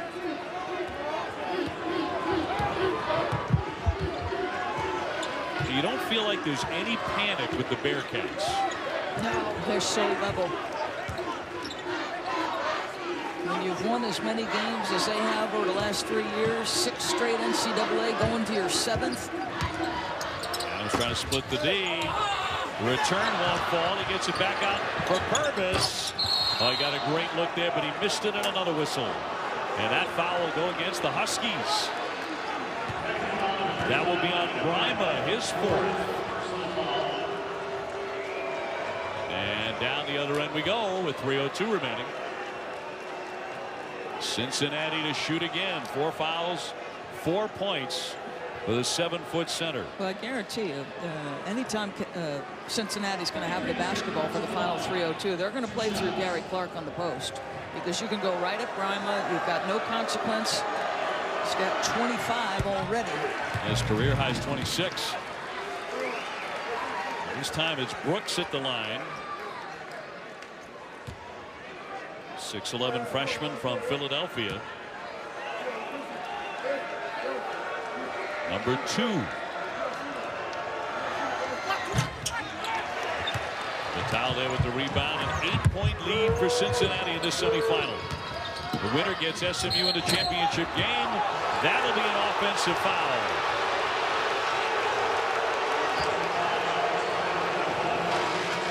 Ollie beside himself on that call. Let's take one look at this. I thought it looked like a good call. He's standing there waiting for him. I mean, he sells it a little bit. I thought he sold it a lot. That was minimal contact. I think that's a predetermined call, Doris. Yeah, it's almost like you're protecting it again. It's not been a great afternoon for these guys. No question about it. 2:50 to go. There have been plenty of legitimate fouls. Yep. No argument there.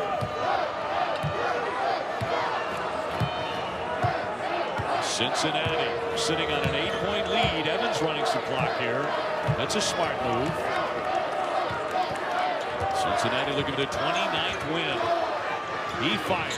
That's as smooth as it gets. Nice easy one-on-one play. You flatten your guys out and say, okay, Mr. Evans, create a shot, and he does it. And UConn going to use a timeout.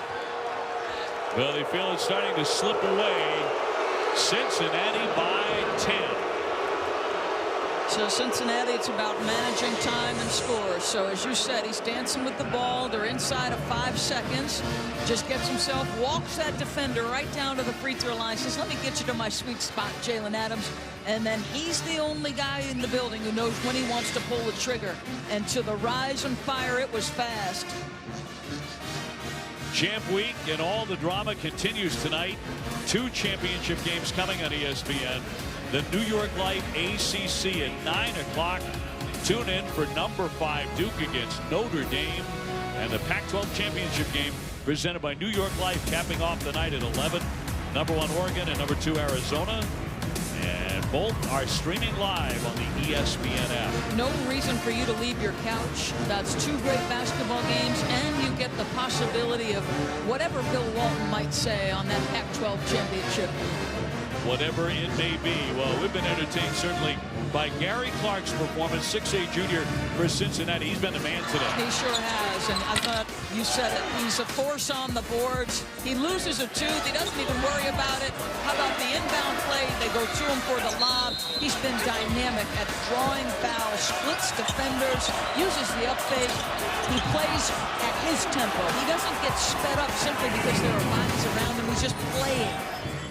I think it's a great line because I think as Clark has gone, as far as the tempo, that's how the Bearcats have gone. 25 points. He's been almost automatic at the foul line. And they have been flawless, valuing the basketball, Cincinnati. 1 turnover this half in 24 possessions. This is a road game, and you have performed beautifully. Tell you what, it bodes really well for Cincinnati in the NCAA tournament. Vital off target. You come into an environment like this, another tie-up as Washington pulls it away. Boy, how good was that rebound? Cup it like you're a running back and say, nobody's taking this away from me. Not without fouling me. Under 2 minutes to go. And UConn can feel their season beginning to come to an end here at the hands of Cincinnati. Copain with a miss. But they get it back. A second effort. 1:40 left. Surprised you're not fouling or trapping. There you go. No fouls being committed though. Yeah, I was surprised. I think they were trying to go for the steal. And now that you've wasted 15 seconds, I don't know that you want to do it here at this point. Evans working on the freshman. Just hit a big shot moments ago. Comes another one. And that one rolls off the iron. But time running out. 1:10 left. Jackson drawing the contact there with 1:09 to play. Cincinnati by 10. Fouled on Copain, his second.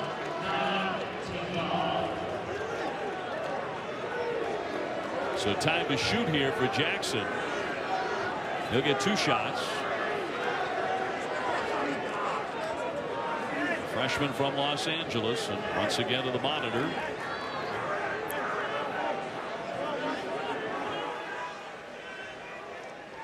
It's gotten a lot of visits here today. And now they're going to say it's a 3-pointer that he was attempting. So it's 3 shots for Jackson. Absolutely has to hit them all, and the first one goes. If UConn's going to have any lingering chance here. Still a 3-possession game, even if he does.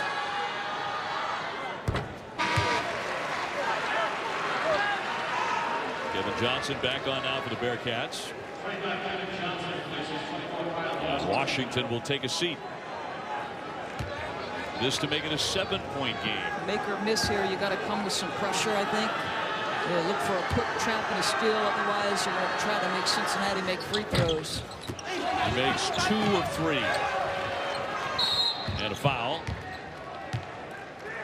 That'll put Evans at the line, the sophomore, to the other end with 1:06 showing.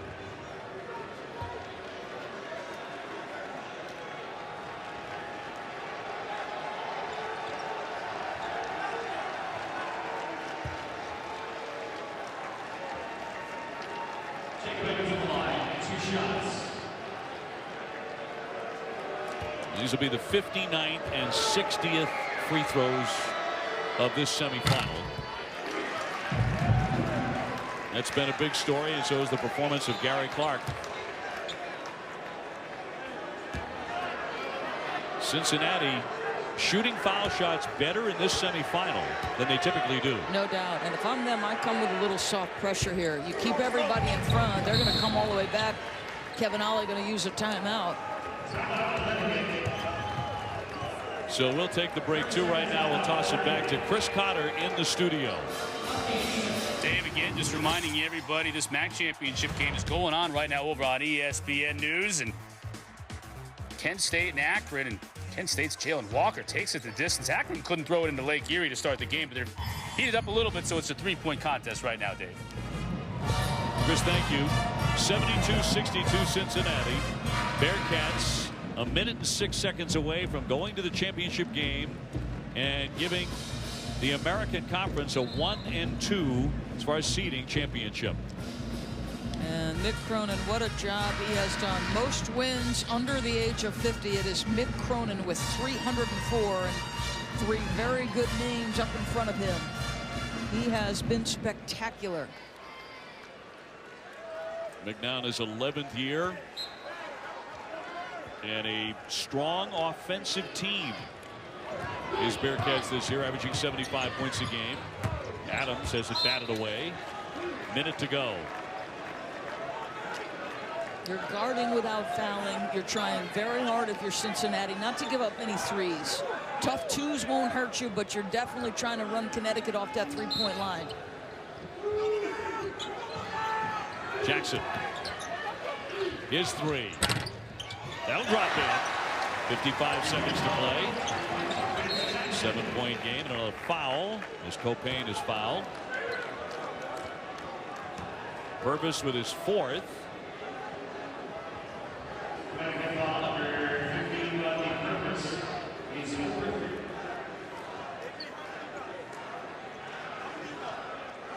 SMU winning earlier today in the first semifinal against UCF.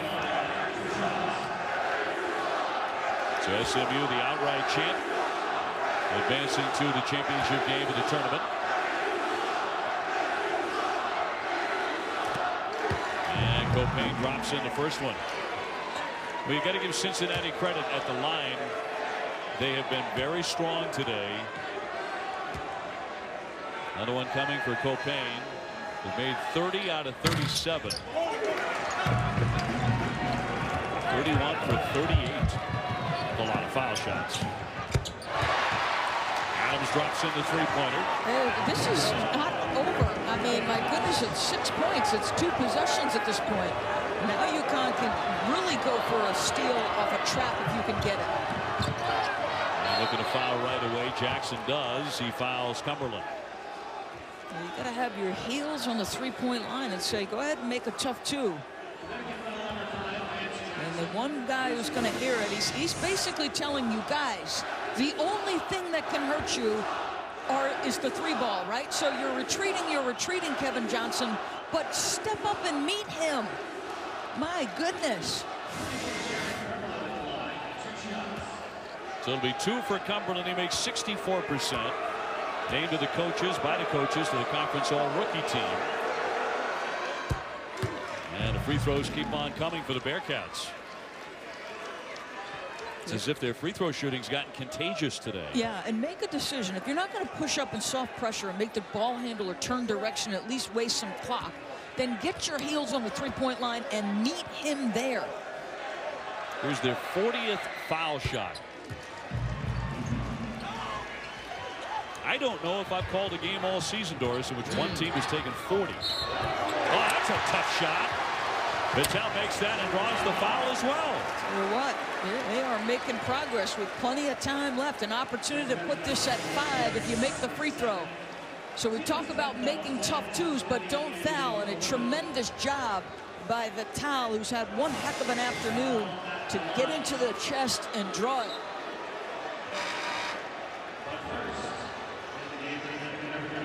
He has 17, along with 8 rebounds. Yeah, so Jackson out. Noise is in. the walk-on for the second time. So you're downsizing. You lose a little size, but more pressure on the defensive end. Another foul. Person who has fouls to give. Patel 71%. That's a three-point play. You've got so many UConn guys with 4 fouls. This is why he's in the ballgame. Adams with 4. Jackson 4. Purvis and Bryma with 4. Facey's fouled out. Adams getting ready to come back in. And Copain immediately tied up.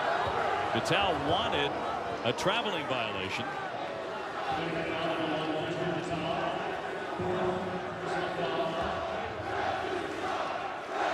This, by the way, is the most fouls, and the crowd has been raining insults on the officiating crew here the last 10 minutes. 30-plus fouls for the first time since that classic 6 overtime game. That took 6 overtimes. This is still regulation doors. It's been a brutal afternoon, really. Copain. They keep on making them. Jackson back in now. This is going to up that percentage for Cincinnati. They very calmly stepped to the line and made shot after shot. Copain, the senior. And number 2 on target. So back up to a 7-point game.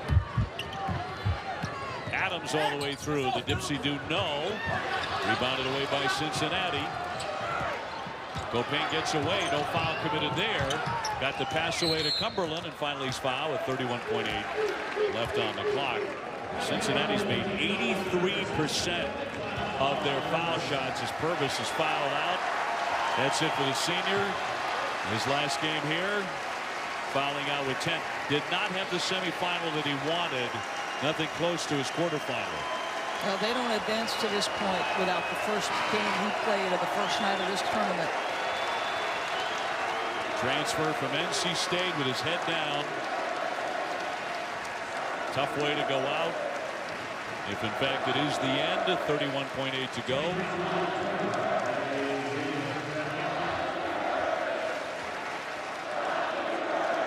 And the crowd chanting his name.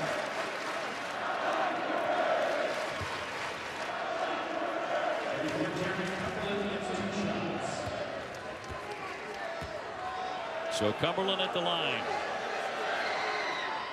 Another make, and again 83%, so much better than their 67% average at the foul line. It would be a completely different game if Cincinnati was just shooting what they normally do. Correct. Makes 1 of 2. He followed his own miss. He kept it alive for Cincinnati. Now Copain fouled, 27.3 on the clock. Don't tell me these kids aren't invested and that they don't care. This kid is inconsolable right now. Boy, when you can see the end, and it's right in front of you, your college career. Ronnie Purvis averaging 14 points a game in his final season, scored over 1,000 points with UConn.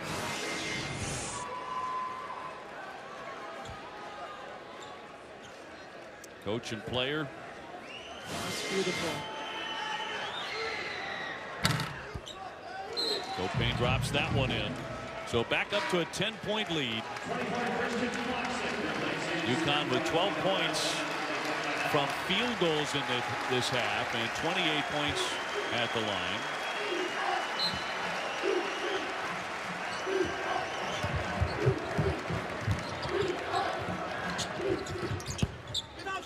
Adams got that up there, tapped away. UConn gonna let it go here. Evans will dribble.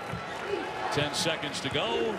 And Cincinnati really won this at the foul line. Again, 28 foul shots made in that second half. 28 for 31. And Cincinnati moves on to the championship game. 81-71 the final.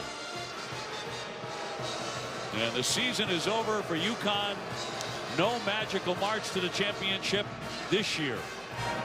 Well, in a game that featured so many stops, the guys had to continue to play through it. Cincinnati split the regular season matchups with the SMU Mustangs, and I cannot wait for this championship game. The best two teams in the conference all year will square off. I imagine Cincinnati's anxious for an opportunity to prove themselves. That'll be at 3:15 tomorrow. So there's your bracket. We're set for the championship in the American Conference at 3:15 tomorrow.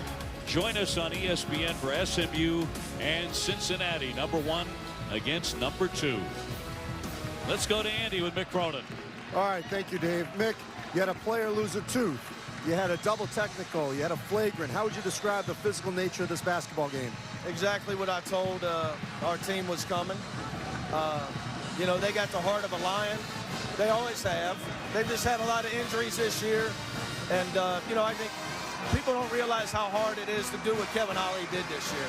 Playing shorthanded, being at a big-time program. As you know, I had to do it when I took over and we were shorthanded. And that's when you really show what you're made of. Your team doesn't quit.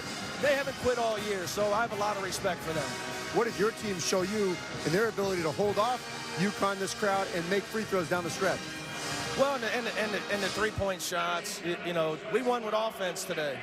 You know, we couldn't stop them in the second half. We got a lot of answers. We don't get talked about a lot, as you know, and I kid you about it. But Troy Copaine's a good player, Jacob Evans, and we got a lot of really good players on this team. Gary Clark was Superman for a while. And Kyle Washington didn't even really get to show who he is today. So we've had a great year because we got really good players. We'll see you Sunday for round 3. All right, buddy. Well, he's right. Gary Clark was terrific today. 25 points. Make no mistake, they won it at the line. 38 out of 46 for Cincinnati. So as part of Champ Week, they are on to the championship. For Andy and Doris, I'm Dave O'Brien. Join us for the championship tomorrow in the American Conference at 3:15 on ESPN. Have a great night, everybody.